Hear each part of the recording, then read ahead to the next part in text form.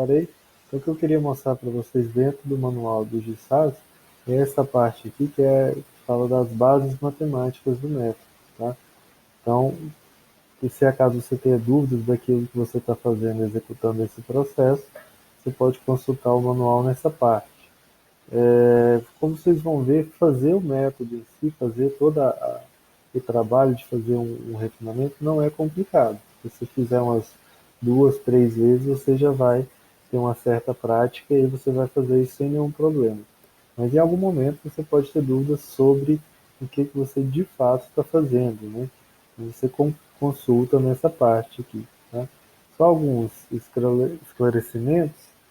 Então ele vai ter aqui, ó, uma parte que vai estar relacionada com esse TOF, que é Time of Flight, que é da parte de nêutrons. Como eu falei na primeira aula, né, o método também serve para ajustar, e foi construído assim, dados de difração de nêutrons. E se você seguir aqui abaixo, também tem uma parte que ele coloca como CW, deixa eu achar ela aqui, CW, onde que está?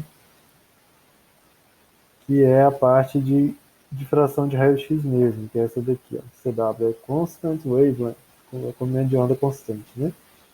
Aí, nessa parte aqui, ele vai colocar as diversas funções de perfil que existem. A função 1 e a função 2, a gente está usando ali no nosso refinamento a função 2. Tá? Então, se eu vim aqui no método, né, eu estou aqui usando a função número 2, tá bom? Então, nessa função, reparem que aqui tem o GW, o GV, GU, né? Esses GW, GV, GU e GP são devido a... quando você está ajustando eles, você está ajustando essa equação aqui, ó. Essa equação aqui. Tá certo? Estou ajustando isso. Ou seja, você está ajustando esse sigma quadrado, que ele vai estar relacionado com a largura, né, e a intensidade do pico de difração. Tá? Então, a função de perfil número 2 é essa coisa aqui. Tá? Se você precisar da base matemática, é essa.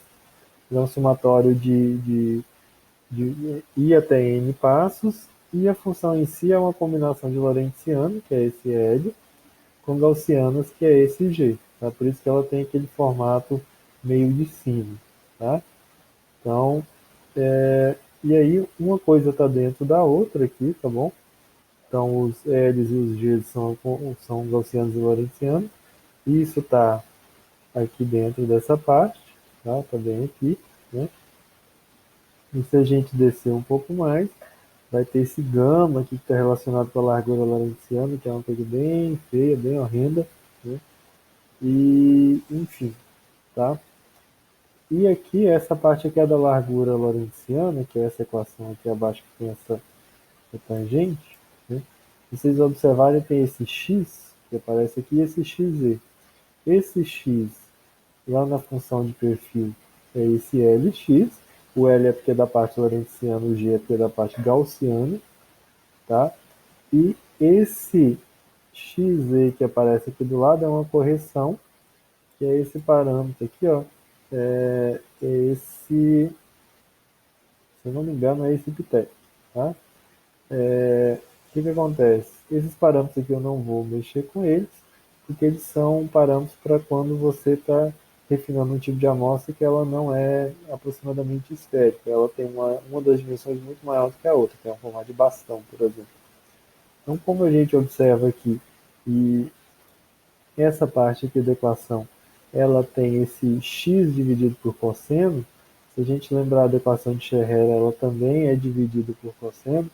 Então, na verdade, essa parte aqui é a ampliação da largura dos picos devido ao tamanho das partículas, que é a equação de Scherrer. E essa parte aqui do final, que está acompanhado de uma tangente, para quem vai estudar mais difração de raio-x vai entender um pouco mais sobre isso, isso está relacionado com as deformações das partículas. As deformações das partículas também levam a alargamento de pico, tá bom? Então, só para comentar aqui, esse x está aqui dependendo de cosseno, está relacionado com a equação de Scherrer, e ele aparece aqui na parte do perfil bem aqui nesse LX. Então a gente vai ajustar ele, a gente vai ajustar esse parâmetro e vai ter ideia do que vai acontecer, vai conseguir calcular o tamanho médio das partículas. Tá? Então, seguindo o refinamento propriamente, né? Então, eu já refinei aqui o background, coloquei aqui 6 termos, tá? E agora eu vou refinar os parâmetros de rede. Para refinar os parâmetros de rede, eu só clico aqui, nesse tiquezinho, vou botar aqui o damping para 4 também, e vou clicar em Genres. Tá? O meu aqui quadrado reduziu para 5.513, né? Reduziu para 513. Eu dou um load new, eu dou um Genres novamente aqui, tá? Ele caiu para 503, então está caindo. Eu vou mexer aqui novamente. Foi para 500, caiu mais um pouquinho. Reparem que os valores foram de 3 pontos do valor que estava antes, que eu não me recordo, para 3.250. E aqui foi para 5.205, quase 206. Tá? Vou dar um Genres de novo. Ele caiu muito pouco, então eu entendo que ele já convergiu o máximo possível. Tá? Então eu vou refinar primeiro os parâmetros que estão relacionados com o deslocamento em θ do padrão de difração. Se eu olhar aqui no padrão, vou mudar a cor dele aqui para azul.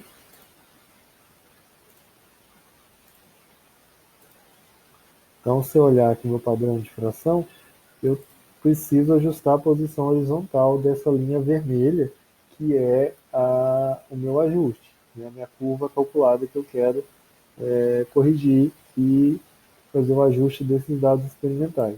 Quer dizer, eu quero que essa linha vermelha passe aqui em cima dos X em azul. Tá? Então, primeiro eu mexo com aqueles parâmetros que estão relacionados com o deslocamento horizontal, que são os parâmetros de rede, e o outro parâmetro é esse shift aqui, que está relacionado com a quantidade de amostra que o operador colocou na máquina. Pode acontecer do operador ele colocar muita amostra no porta-amostra ou colocar pouca amostra no porta-amostra, menos do que o necessário. Então, essa quantidade insuficiente ou muito acima, ela vai fazer com que os picos eles se desloquem para menores ângulos ou para maiores ângulos. Tá? Então, o equipamento, o método de HIT ele possibilita a gente a fazer o ajuste disso também. Então, marco aqui em Shift, clico em Genres, ele caiu quase nada, então o meu operador, né, que nesse caso aqui foi eu, não cometeu muitos erros, então é ok. Né? E aí, outro parâmetro também que está relacionado com a deslocamento horizontal, né, em θ do meu padrão é o parâmetro de trans aqui, que aparece aqui, que é transparência. Tá? Então eu marco ele, vou refinar ele também. Eu vou desmarcar aqui o background só um pouco, porque esse parâmetro trans ele é meio problemático se eu refinar ele junto com outros parâmetros, então eu refino ele sempre sozinho para garantir. Então eu clico aqui em James, ele vai fazer uma nova rodada. Não mudou muito também, foi para 498. Download new, não piorou o meu refinamento. E é isso. Outro parâmetro que poderia fazer esse deslocamento horizontal é esse aqui, ó, Refine Zero, né? Que é o zero mesmo. Você tem essa possibilidade de refinar esse zero que está relacionado com algum defeito que a máquina apresenta de você estar com os braços mal posicionados. O equipamento tem um braço que é o goniômetro, tá? Então ele pode estar descalibrado, né? Existem formas de a gente fazer isso, de encontrar o valor para esse zero, né? Mas eu vou confiar que esse valor aqui está correto, tá? Já que eu obtive ele da máquina mesmo fazendo o experimento. Tá? Mas se você tiver dúvidas em relação a isso, você pode clicar aqui e aí clicar em James. Eu não vou fazer isso porque senão eu vou perder essa informação experimental que eu tenho. Tá? E esse valor aqui, menos 1.7927, é em centigraus, não em graus. Tá? Então, é bem pequeno, é menos 0,0017927. Ok? Então, seguindo aqui, agora eu já refinei todos os parâmetros que estão relacionados com o deslocamento horizontal do meu padrão de fração, né, que faz aquela linha vermelha que está aqui ir para a direita ou para a esquerda. Né? Quando eu observo aqui eu voltar. Ela está relativamente bem posicionada embaixo dos picos, né? Então aqui não tem muito o que mexer. Agora eu vou mexer com relação às intensidades. Se vocês observarem, a linha vermelha está muito maior do que as linhas o pontilhado azul. Tá? Então eu tenho que mexer com essa intensidade. Para isso eu vou mexer nesses parâmetros, GU, GV e GW. Eu vou marcar primeiro GV, GW, né? Ó, reparem que caiu para 303, então aqui quadrado caiu bastante. Tem que ficar sempre de olho no Q quadrado. Vou apertar mais uma vez aqui em Gainers, caiu para 194. Uma coisa que a gente pode fazer para evitar de ficar fazendo vários e vários, aplicar várias vezes em Gainers, é mudar aqui o número de ciclos, tá? Aqui está em 3, significa que ele vai fazer 3 iterações por vez que eu clicar em Gainers. Eu vou colocar 9 aqui, só para ficar mais rápido. Mas aí tem que ter parcimônia aqui na hora de mudar esse número, porque vai facilitar muito ele divergir se você colocar um número muito alto. Porque ele começa a divergir, ele vai fugir, vai divergir, vai para infinito e você perdeu o seu refinamento. Tá? Vou deixar 9 que é mais razoável. Então eu vou clicar aqui em Gainless. Então caiu para 181, então melhorou bastante. Se eu olhar aqui no meu padrão, ó, já está bem melhor. Tá vendo que está bem em cima aqui? Então já está melhorando bastante em relação à intensidade. Então, tá seguindo muito bem. Vou desmarcar o GW, vou marcar no GV e vou dar um James. Não caiu nada. Se não piorou, dou eu continuo com os dados, né? Vou clicar em GU. Também não caiu, mas também não aumentou. Eu dou um Load New. E tem esse GP também. Vou clicar nele e vou dar um James. Não melhorou, mas não piorou. Então, Load New. E ele foi para zero. Geralmente, esse valor de GP próximo a zero é um valor razoável. Tá? Ou zero. Tá? Em condições normais, geralmente ele vai convergir para esse valor. Eu também tenho alguns problemas aqui em relação à largura. Está vendo que a minha linha vermelha está mais larga do que os meus dados experimentais? Né? Então, para eu corrigir isso, eu tenho que mexer nos parâmetros que alteram a largura. E o parâmetro que altera a largura é o LX, né? Que, como eu falei, está relacionado com a equação de Scherrer. Então, eu clico nele e dou um James. Então, repare que caiu o Q quadrado para 156. Então, melhorou. Pelo menos a princípio, né? E eu dou aqui um Load New, tá certo? Vou clicar aqui mais uma vez. Não caiu. Tá bom? Então, beleza. Desses parâmetros aqui, eu mexo nesses mesmo, tá? São os mais importantes. É claro que se você quiser fazer algo específico, você tem outros parâmetros que estão relacionados aqui com deformação da amostra, você pode modificar isso também, mas tem que fazer isso com bastante cuidado, tá? Porque o refinamento ele aceita tudo. Cabe você fazer uma análise crítica daquilo que você está tentando ajustar. Então, já ajustei parâmetro de rede, já ajustei a parte de perfil. Algo que eu posso ajustar também é essa parte aqui dos fatores térmicos, que é o fator térmico, que é o ISO que aparece aqui. Tá? Então, para eu ajustar isso, eu clico em cima dessa linha, que é a do zinco, tá? Marco aqui no ISO, boto aqui o damping dele 4, né? E eu dou um gain. Então, para 137. Eu dou um low nele, certo?